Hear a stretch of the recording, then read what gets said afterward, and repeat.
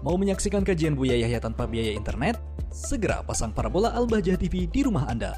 Bebas biaya bulanan dan tanpa koneksi internet.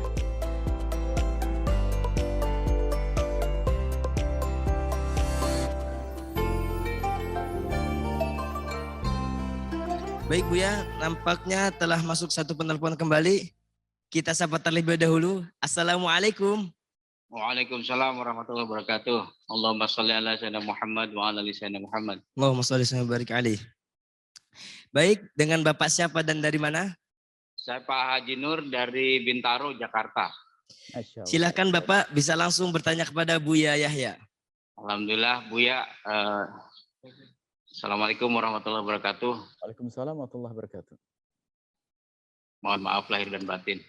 Buya mau bertanya, akhir-akhir ini kita sedang dihebohkan, ada beberapa yang sedang digulirkan yaitu mengenai pajak.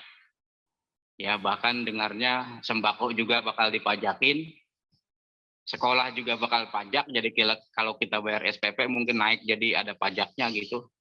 Sebetulnya secara syariat bagaimana pajak ini berlakunya itu, apa mengikat kita secara syariat atau bagaimana Buya kaitannya sama pajak?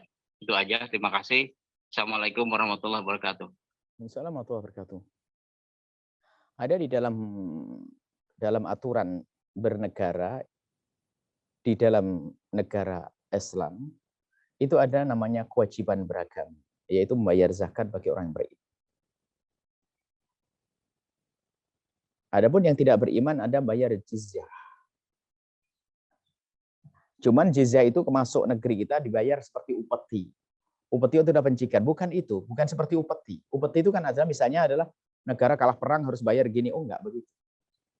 Jizyah itu adalah kewajiban orang yang tidak beragama Islam untuk punya sumbangsih dong ke negara, karena dia kan juga menikmati fasilitas negara. Maka jizyah itu adalah kurang lebih seperti zakat bagi orang beriman. Bahkan jizyah lebih mudah. Kenapa? Kalau zakat nggak boleh seorang imam mengatakan kamu dibebasin untuk zakat, nggak ada. Tapi kalau jizyah bisa, misalnya dilihat ini orang penting dan sebagainya, maka negara mengatakan kamu tidak harus bayar jizyah. Itu sah. Jadi jangan sampai ini disalah informasi dan disampaikan dengan cara yang salah, seolah-olah dengan adanya jizyah untuk orang ahli dhimmah itu adalah diskriminasi. Oh tidak. Ini kewajiban mereka untuk menopang negara. Orang muslim dengan zakatnya, oh mereka dengan jizyahnya. Nah, ini adalah dalam beragama, dalam urusan keagamaan. Maka dari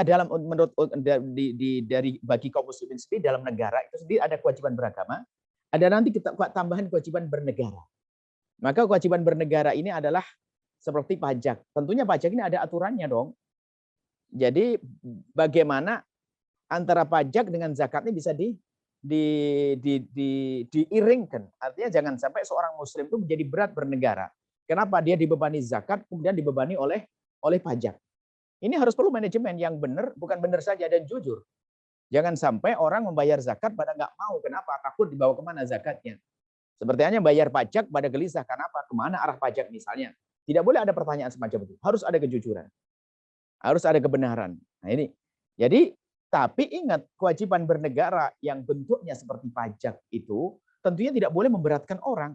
Bahkan itu termasuk zaman Khalifah Umar bin Khattab itu pernah di saat ada keperluan perang, Nabi Sayyidina Umar meminta kepada yang punya uang lebih dan sebagainya, hendaknya bisa memberikan untuk perangan. Tapi bukan ini disampaikan adalah dalam irama menghimbau. Sehingga ini termasuk sandaran bagi mengatakan pajak adalah kewajiban bernegara, tentunya dengan catatan tidak memberatkan. Dan tidak memberatkan ini tentunya tidak boleh melebihi daripada kewajiban bayar zakat. Dan tentunya berlaku bagi orang yang belum membayar zakat. Seperti itu. Bukan seorang bayar. Artinya perlu manajemen yang benar antara bagian perpajakan sama bagian zakat. Dan sekarang zakat ini sendiri kan perlu dikelola dengan benar. Ya, yang mengelola ini siapa kan begitu.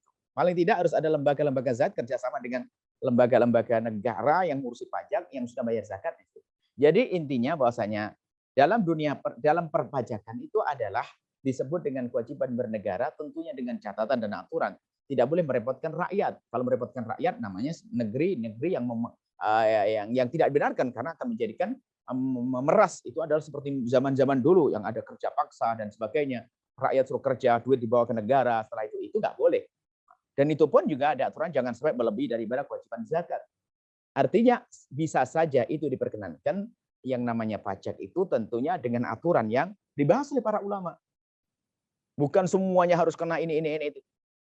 Nah, ini permasalahannya apa? Apakah karena dari ulama tidak pernah mencoba masuk, sehingga di kalangan yang ngurusi pajak tidak ngerti yang demikian itu, atau memang dari pihak negara tidak pernah mencoba diskusi dengan ulama? Kalau memang begitu, dua-duanya salah.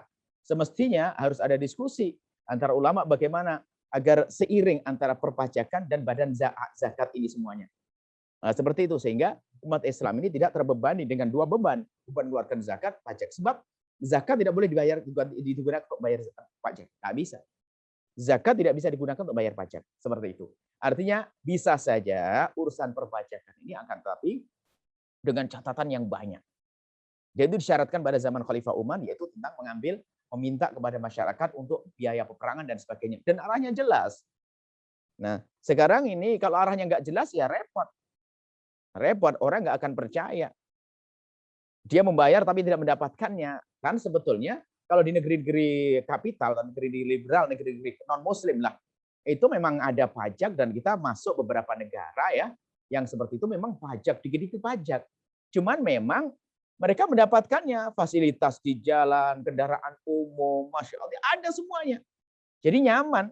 Jadi mereka bayar pun juga lega. Nah, apakah kita bisa wujudkan dirinya dikit-dikit pajak, tapi tetap saja nggak jelas arah pajak?